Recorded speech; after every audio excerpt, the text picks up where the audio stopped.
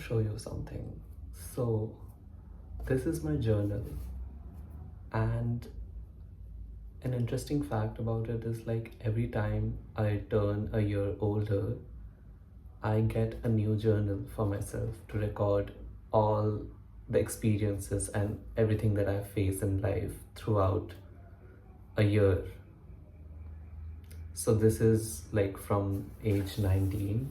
I recently turned 20, and I have a lot of things. I had a lot of things going on when I was 19, and everything has been fully recorded here almost. Like, almost. So, okay, before I turned 20, I wrote a poem, and I would like to read that poem out. So the thing is, I wrote this poem like 2 days after I turned 20. And not two, I mean 3 or 4 days, I guess.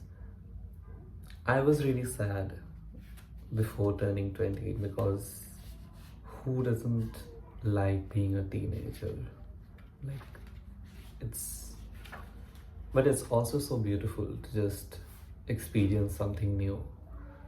So I guess turning 20 is exciting plus scary. I'm gonna be explaining this poem a little bit, like few parts of it, but first let me read this out. You will be afraid when I talk about the little old me. You can never tell if I am using an euphemism or actually stabbing you with honesty. This poetry will itself haunt you one day. Try not to mess with this 20-year-old. My inner child will take 20 more years to heal. So think about it 20 times then. I am my mother's child. You'll be too afraid when you find out what my father has put me through. Yeah. My dear fake friends, these dirty tactics won't work with me as I aced the game of prophecy. Your Disney castles will crumble into pieces when you know what heights have I even reached with these bare bones at such a youthful time. Scratched tables and threw tantrums every time a witch told me I was being too nice. Because who doesn't even need to be afraid of me? Otherwise, oh my, we are not living in a safe society. With love, Anish.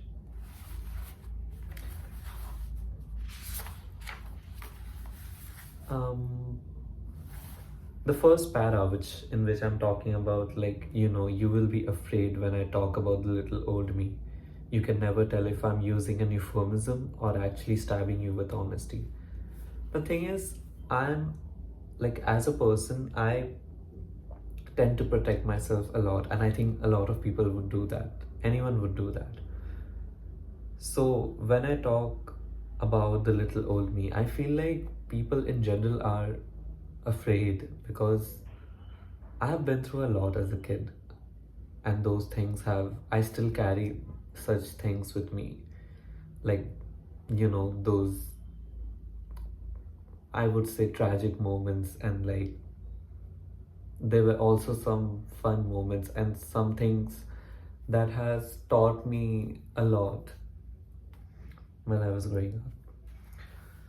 So yeah, people are afraid, but then I'm also like pushing it in a way that I'm being scary. Like, you will be afraid. I was kind of angry at the time I wrote this poem, so I think that's the result of me writing it down like that. The next line goes like, you can never tell if I'm using an euphemism or actually stabbing you with honesty. So I say things indirectly, at times hurtful things, and I'm low key a hater. Yeah, low key.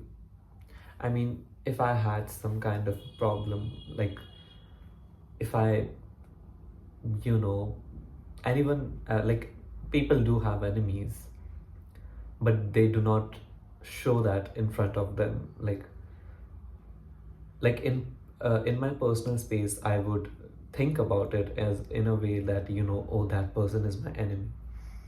So yeah, I do say mean stuff to people that I don't like, and that comes with honesty. It's like, yeah, I'm being honest. I'm not only being mean, I'm also being honest about what you're trying to do on, or what the way you behave or the way you talk.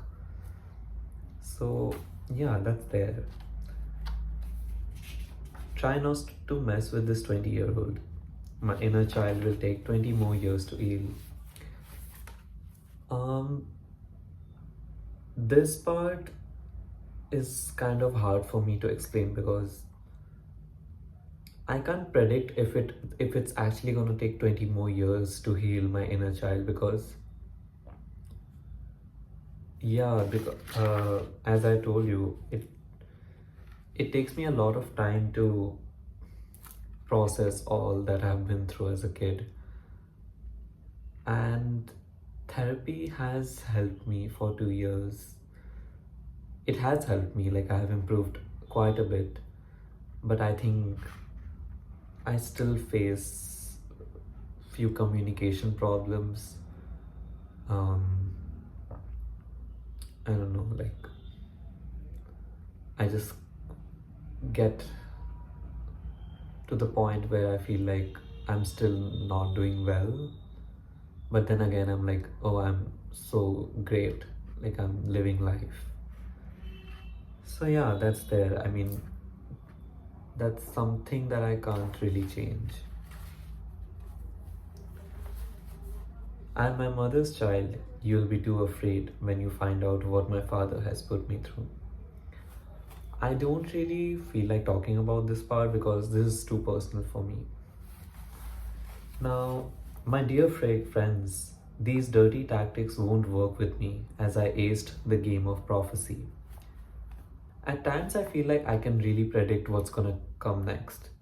It is true because in the past, whenever some friendships or any kind of relationships have ended, I have always had it coming before a week, or like, I don't know, like even a month before it ended. I just knew that, something was gonna happen. Like this a kind of like a, I don't know, like someone in, like my own reflection sometimes tells me that, something is gonna happen with this particular person. You might not be good friends with them anymore, or you might not be in on good terms with them anymore.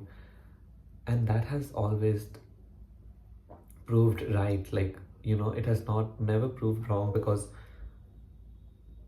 I do tend to detach myself from people whenever I sense that there is some kind of toxicity or something that's not gonna suit me, or that's gonna hurt me a lot.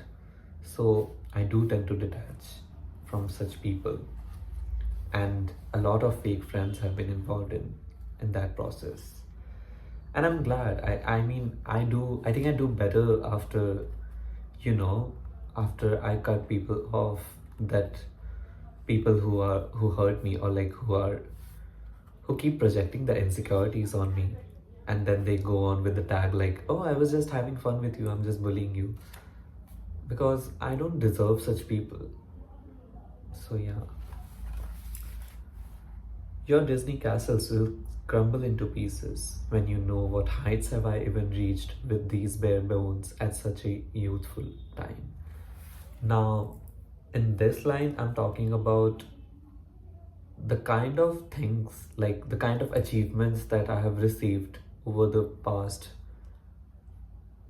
3, 4, 5 years.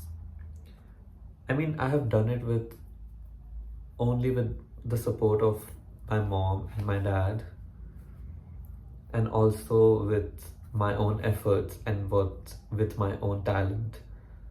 So I'm really proud of it, and I'm proud of where, whatever background I'm coming from or what I do.